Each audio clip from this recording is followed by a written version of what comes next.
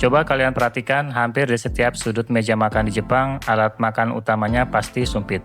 Tapi tahukah kalian kalau sumpit Jepang yang kita kenal sebagai hasi ini sebenarnya bukan sekadar alat menjepit makanan? Sumpit bagi masyarakat Jepang adalah jembatan suci antara manusia dengan Tuhan. Mereka percaya bahwa saat kita menjepit makanan dengan sumpit, ada kekuatan spiritual yang mengalir, sehingga makan bukan cuma urusan perut, tapi juga bentuk syukur kepada alam. Kalau kita ulik sejarahnya, sumpit ini sebenarnya berasal dari daratan Tiongkok ribuan tahun lalu.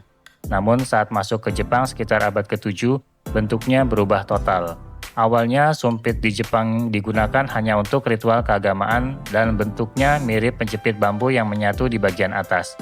Baru setelah zaman Edo, sumpit mulai digunakan oleh rakyat jelata dan bentuknya berevolusi menjadi dua batang terpisah yang ujungnya lebih runcing dibandingkan sumpit Tiongkok atau Korea.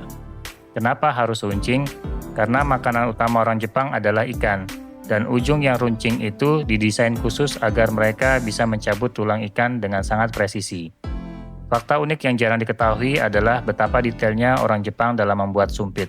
Sumpit Jepang biasanya lebih pendek karena mereka punya kebiasaan mendekatkan mangkuk ke mulut saat makan. Selain itu, ada aturan tak tertulis yang sangat sakral soal sumpit ini. Misalnya, kalian dilarang keras menancapkan sumpit tegak lurus di atas nasi, karena itu hanya dilakukan saat upacara kematian. Ada juga larangan memindahkan makanan dari sumpit ke sumpit teman, karena itu mirip dengan ritual memindahkan tulang jenazah saat kremasi.